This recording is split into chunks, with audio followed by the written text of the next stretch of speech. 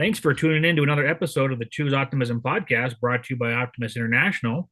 Today, we're lucky to have Tom Neal from the Farmington Hills Farmington Optimist Club. Tom, thanks for being with us today. Hey, my pleasure.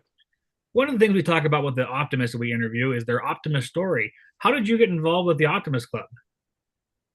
Back in 1991, I was managing a business and I thought, well, I'd like to get close to the community and find out what's going on and get plugged in and actually help the community. So I joined the Optimist Club. Tell us a little bit about your Optimist Club. It's a very active club. We have over 50 members, and we have something going every month. Our golf rate fundraiser raises about $20,000, and so we don't have to have multiple fundraisers. But we use that money really focused on youth. The oratorical, the essay contest. I created a leadership award that helps juniors, give them some money, and then they come back in the senior year and tell us what they did with it. We call it a leadership Optimist Leadership Award. And then, of course, the Junior Optimist program is our cornerstone. We have 353 kids in the program this year. Yeah, let's talk about that a little bit. The Optimists in the Public School District.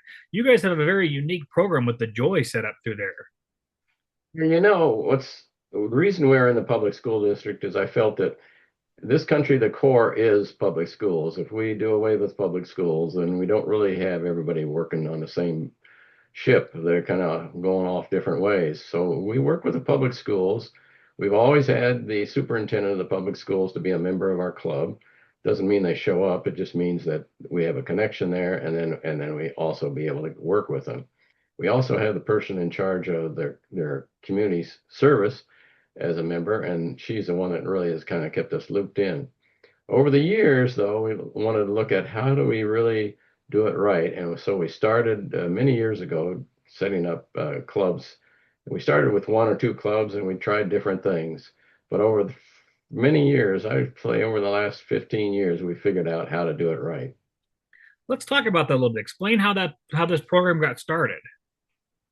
Well, when I was president, we had a guy that wanted to help out, and they had these special after-school programs, and said, "Well, let's stick junior optimist clubs in them." And they started that way, but it was hit and miss, and it really wasn't focused like it is today. So it got us started, but then when we tried to look at doing something different, we said, "Hey, that is a lot of work and it burns out people." So we had to come up with another way. And then we said, well, let's get into the schools, particularly the public schools. And we started using parents.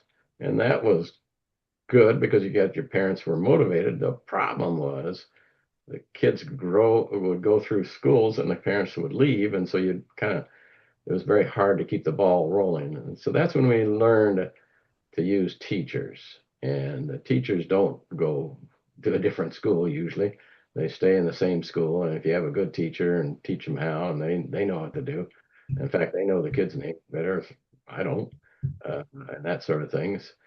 So we did that. And then also we really have a bunch of club members who are actually one member for each school. And that really helps back up. Plus, the other value was hiring retired teachers, and particularly one of the retired teachers has helped me. Particularly, I told her we need help in the middle schools, and she took care of that. And so you're kind of working together as a group to figure out how do we do a better job of this. So you sound like you have a lot of manpower on the ground. How many Joy clubs do you have? Well, we have the two high schools, we have four middle schools, and then we have five elementary schools. We're going to have two more next year. We'll have all of them, all the elementary schools, all the middle schools, all the high schools. What is an average attendance, or how many kids are in each Joy club on average? Well, average is probably not the best way. The ones that have been stable and long and have good teacher relationships have more kids in them.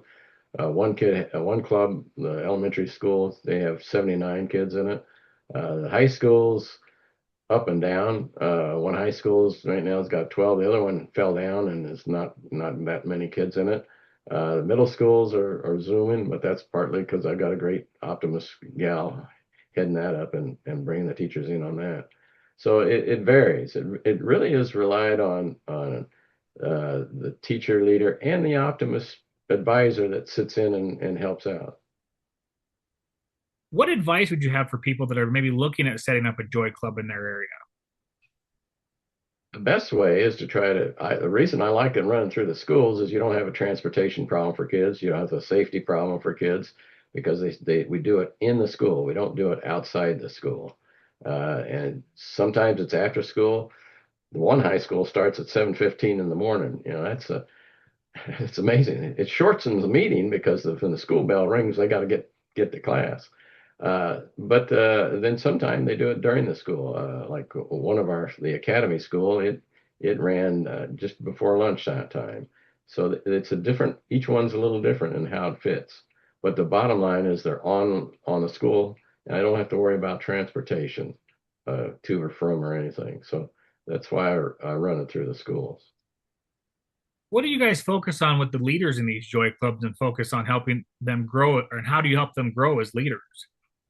That's a good question because that's the core. And leadership, we want them to develop leadership skills through community, through social interaction, and they do it by doing community service. So we elect leaders in each class, in each club.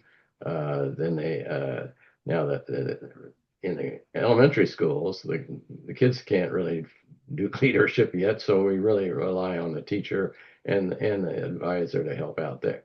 Middle school, they start learning how to organize and do programs, but again, they're getting some leadership. By the time they get to high schools know how to run the club and do this stuff. And the community service is where they really, you should see some of the neat things they come up with on how to do community service, what projects they do. It's one kid said, "Hey, we got to do something for lizards." Okay. So we worked with a local nature center and worked up a program for them. Or they do all different kinds of things. Should make dog toys. I don't know. They do fundraisers for Kidney Foundation. We held the foster closets by getting them warm clothing for the winter around here. So that gives you kind of a flavor. But yeah, what are some of the projects that they're focusing on as a joy club? Do you have any in particular that stand out? Well, they all each get to pick their own, but sometimes we do ones across the bay. The high schools usually kind of end up partnering together, but it's just really different. One middle school was creative. They said we're going to save the food in the cafeteria. They're wasting the food, so we're going to set up kids to help them recycle the food right and this and that. That didn't work very well, so they're now working on a new project. So they don't always work. Well, at least they're trying something different. Oh yeah, they get to choose. It's fun is the brainstorming session because that's part of the leadership. Okay, let's do a brainstorming session. What do you want to do? And that helps.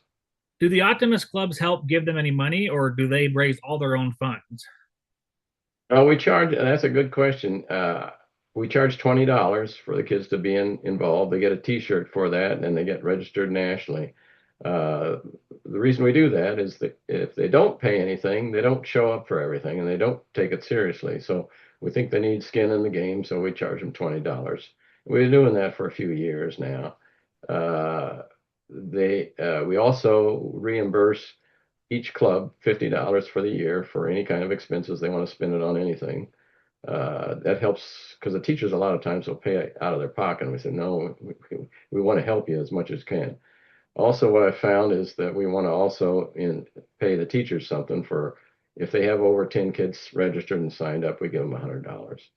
So we do things like that. Our fundraiser gives us enough financial backing besides the $20 we charge to help fund the program. You guys got a really good thing going on with the kids, obviously. I mean, and you have a broke down into your own district there. Sense. I mean, the point is, if you're in a public school district and you get the principal support, oh, by the way, we invite the principals to our Optimist Club for breakfast every year. So once a year, they come in for breakfast. The superintendent introduces them. We buy them breakfast and basically tell them about Junior Optimist program, and they support us. And you need the principal support. There's no question about that. Now, you have a presentation for our listeners on the podcast. We also have a video podcast, so don't forget to check that out with our for Optimist International, but we're going to talk about a few things that you present to the community. All right, this is a presentation I made to the school board. The superintendent wanted me to present to the school board, so we gave this presentation to the school board, and basically it was trying to take them through how we do the program, and so we talked about the leadership training that we go through. We talked about I had the board go for a kayak trip at the beginning, so we kind of it helps bond them together. This is a state board, but they're all through our school district. This is the core. The purpose is leadership development through social interaction and community engagement. They buy into that. I buy into that, and everybody does. And it really works. What's interesting is if you look at some of these kids and ask them, what schools were you in? Well, they were in the Junior Optimist Clubs through the elementary, middle school, and high school. And so it really is a neat thing. We have a checklist on how to gain and retain. This is kind of the school district. So you can see the schools, the high schools, the middle schools, and as they graduate, of course, they move. So that's one reason why we couldn't use parents all the time because they would not always be there. That's why we have the teachers. And of course, the leadership develops as they go. And then they can also come back and mentor down to the other schools. So that's a kind of a nice feature. Um, this is the setup for you get this off the national website, how it's set up nationally and also statewide. And then this is a sample agenda that we coach them to use. And you'll see that this is part of the leadership is how do you organize? They learn to use an agenda. You'll notice the agenda always ends with a creed, but they also have different things to talk about. Community service, you'll see that's the main focus of the agenda. Uh, Past projects, we've done all kinds of things. Candy for kids, um, just helping the hospitals, senior centers always, there's a lot of different ways. One group did a talent show and going into the senior center and did a talent show. There's a lot of ways to help these senior homes and places like that. Oops, I went by one. Uh, this is a drive they did, and they actually created this. They know how to use Canva and all that nice stuff, so they make nice presentations. They did the shoe drive. Actually, the shoe drive is going on right now, and the shoe drive is where they gather shoes and give them to I forget who they're giving them to right now. Uh, and then they always write to first responders and things like that. They have this milkweed for monarchs. This one gal she's really hot on that. They got a great science teacher. They've got him to come and be a part of the presentation to the group. Sidewalk. There's the Kidney Foundation. Parades. I get them in the parades all the time. That's the milkweed for monarchs. That's the Kidney Foundation walk coming up. We partner with these organizations. Special Services is basically the park district and everything there, and we do stuff for them, and that's why we get use of facilities for free. So we have these use of the nice indoor facilities for free. Public schools, the library, the nature center is again part of Special Services. Goodfellows and Foster Closet are organizations that we help support. Kidney Foundation and CARES is a food pantry type of place. Communications is key. Uh, we use email sign up, Genius. They do morning announcements at schools. We have a weekly newsletter, try to go out. The Group Me, which is interesting, I've learned this year how to use Group Me, and that's really just for the leadership, for the Michigan Junior Optimist leadership. And boy, I'm on that almost every day with them. Instagram, they have an Instagram account. I didn't put on a website, but they are part of our state website. Um, we highlight the Optimist oratorical and essay contest in every meeting, and in the newsletters, that's always in there. And as a result, we had 12 kids in the essay and had winners. We pay money for those, and of course, we have the oratorical coming up next week. That's going to be great. We got 12 kids in that. And then finally, this is how they connect with us and that sort of thing. That's kind of how it is. We have different events going on, and then of course we end up with the creed. So that's the bottom line of what we do. So it sounds Question. like your kids are very heavily involved in the community, which is really teaching them service organizations are really important. I had a parent said, one of the greatest things you've done for my kid is instead of thinking about themselves, they're thinking about somebody else.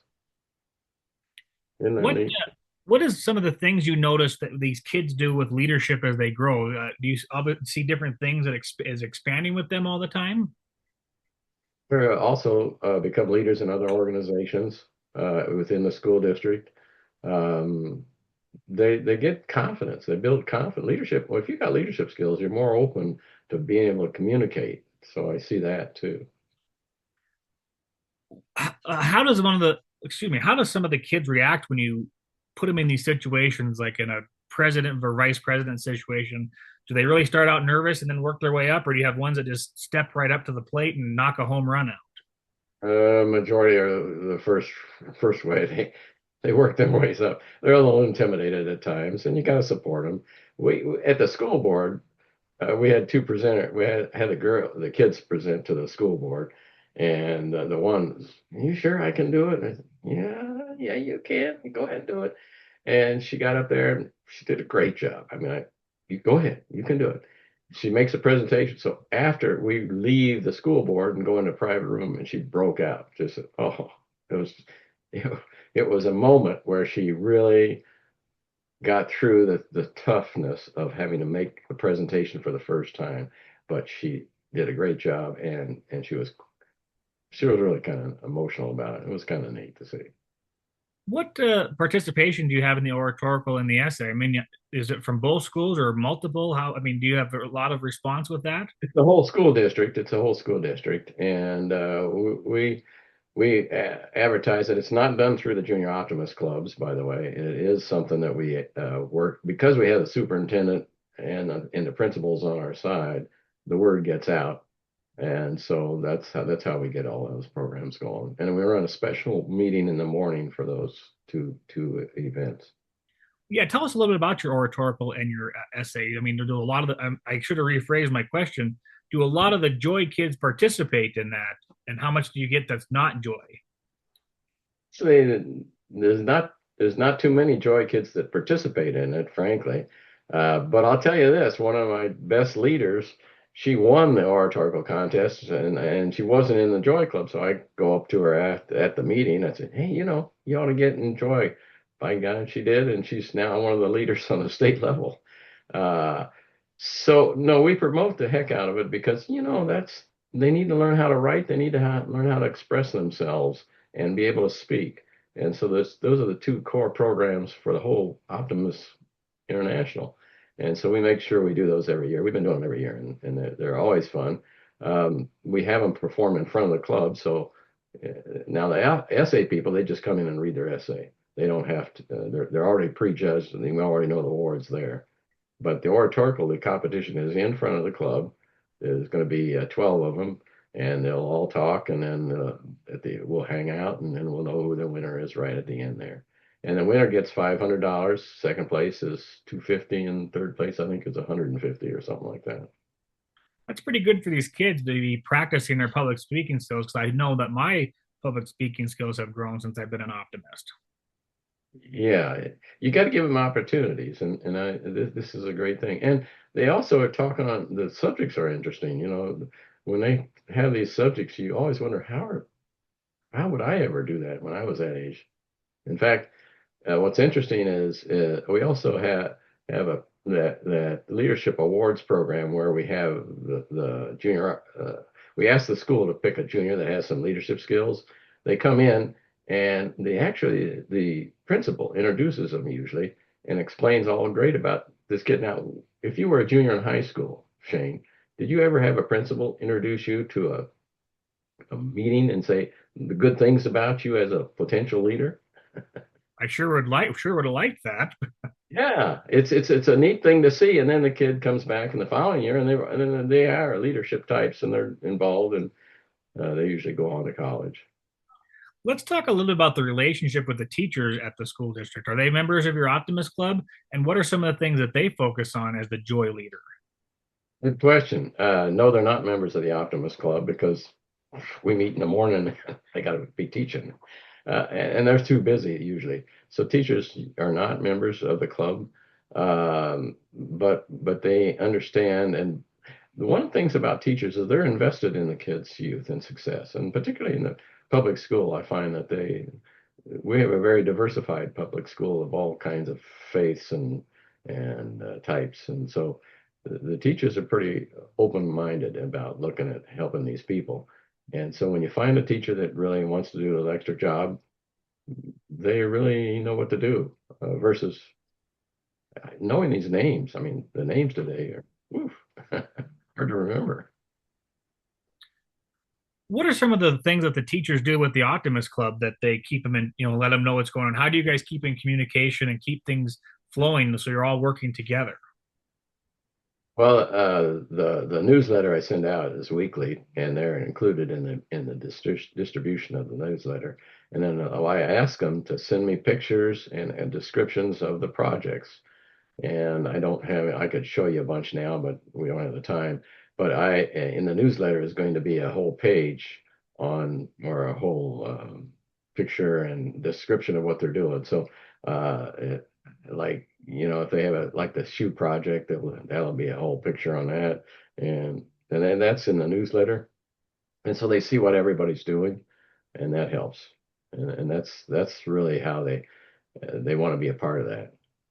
What are some things that you hear from parents when their kids are involved in these and they come to the Optimist Club and tell you the things that are happening or what's going on? One point was the teacher or the parent was really proud that they were doing that. But I think the parents, the feeling and what I get back from the parents is that they're really happy the kid is doing something because they like them to be busy. They don't want them to be just sitting on their butt and not doing anything. So they very appreciative of what we do, and in fact they want to really make sure they're on board with everything, and if they've signed them up and they don't see instant, yeah, we got your kid's number and T-shirt. That's all right. They want us to be involved. By the way, we have a T-shirt contest to design the T-shirt, and the T-shirt each year is designed by one of the kids in the school. This year's T-shirt was phenomenal. It was designed by a fifth grader out of the Beachview Elementary School, and it basically says we work better together, and it has four kids. One has a scarf on from the Muslim religion. The other is an African American girl, and then there's a boy and a girl, just a white one. So you have a mix, which is what our school has, is a mix of people. It says we work better together, and it's neat to have different T-shirt designs and let the kids come up with. And I tell them I want a simple design and I want some sort of a slogan or thing that we can all agree on. Do you have a prize picked out for the kid that does the best sheet t-shirt design? Well, not I'm not gone focused on that. And even when I did, I missed finding the kid. So I can't say I did a very good job of getting them in. They don't do it for that reason necessarily. I'm sure that these kids that come to you, and have you ever had a Joy member that's graduated and gone on come back and say how they've done things in their life because of the Joy Club or the Optimist organization? Question, not really. I've had one or two. One graduated in college cum laude and all that sort of thing, and is going into law school. That's the only one that really I've heard much from. And the rest, not too much. They got busy lives. They're moving on, which is fine. Well, you would hope that some of the Joy stuff would stick with them. They want to join an adult Optimist Club as they grew in their leadership. Well, there's a number that say they want to keep involved in now in the state of Michigan. We're trying to institute this. I don't know the nomenclature of it, but it's a after high school through college type of thing where they can be in a club and keep going, and that's starting to happen. Uh, but it's a new thing that we're running out. And since you guys have so many clubs and kids, you guys actually have a lot of district stuff going on. Can you explain some of the stuff that you guys work on the district side of things? Well, not as much as we'd like. District communication has been a stumbling block. We haven't solved that problem very well. And plus, we're kind of spread out geographically, so you can't really get together a lot of face to face. So we're trying to do Zooms. And we have a good speaker at a Zoom. We'll have they like to do the Cahoots. You know what Kahoot is? Mm-mm. It's a fun game. It's an online game the kids play and game guessing game and all that sort of thing. But anyway, they and then we always try to feature a speaker and a topic and a focus. Like I had the founder of the Foster Closet come in and talk to the kids, and that's how they did a fundraiser to raise things for the Foster Closet, which is there's one in every county, most of the counties around the Detroit area. What are some of the fundraisers that the kids do that you guys work with them on? Do the Optimists help with any of the fundraisers, or kind of strictly the kids, or how does that work when you get their fundraising? Well, that's a good question. We haven't really focused a lot on fundraisers. Usually it's more getting not money as much as it is getting material needs for people and things like that. Where they do fundraisers, they will do the found.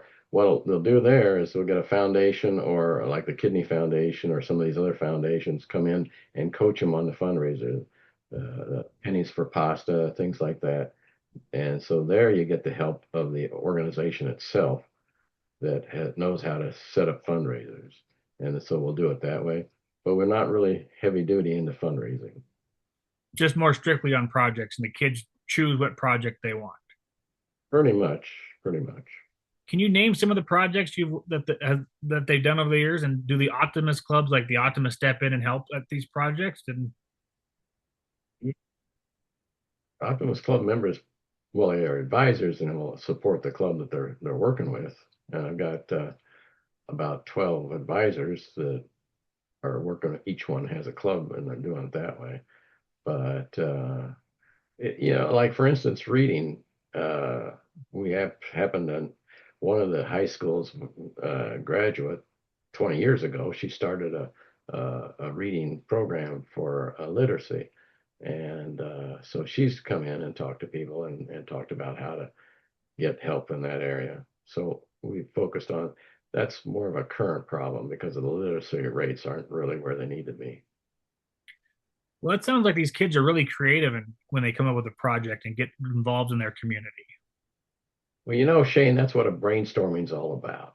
You get those are the fun times at the beginning of the school year. What can we do?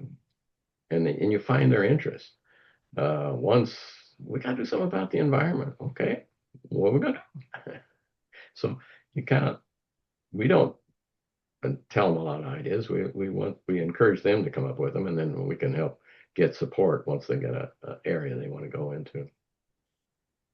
Well, Tom, I can't tell you how much we appreciate you taking time to help us understand what you guys are doing as Joy, and hopefully one of the Optimist clubs will pick this up and be more successful with Joy clubs in their area. Glad to communicate with anybody. They can email me.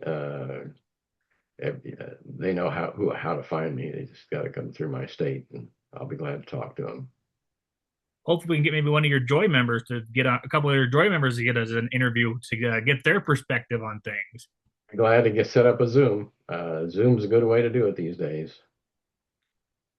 Well, like I said, Tom, thanks again for being with us, and I hope somebody borrows your idea for sure and does some really cool things with Joy clubs in their area.